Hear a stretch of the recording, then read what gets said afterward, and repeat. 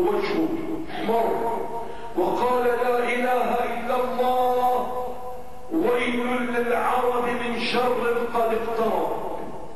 قال زينب يا رسول الله لقد فتح من ركب يأجوج ومأجوج هكذا.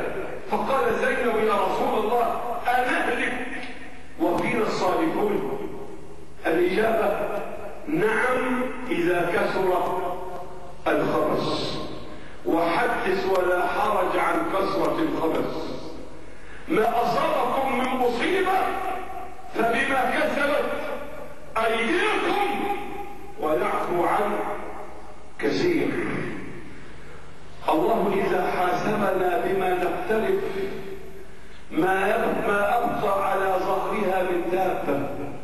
ربا يؤكل، زنا يظهر وينتشر، حتى دخل إلى غرفات نومنا عن طريق النيل سيد والأخلاق الطاهرة واستقبال القنوات الفضائية.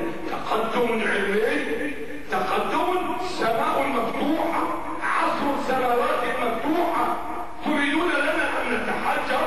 لا بد أن يدخل الزنا إلى غرفات نومنا ونقبل ولا نتكلم.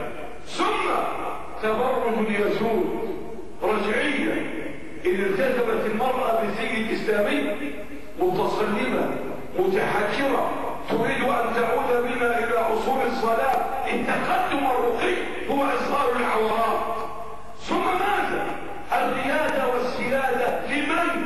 للاعبي الكرة وللمطربين والمطربات الأحياء منهم والأموات. صار عادة مرض بالإنفلونزا الفنان اهدأوا فإن الفنان بخير، لا تقلقوا على مستقبله.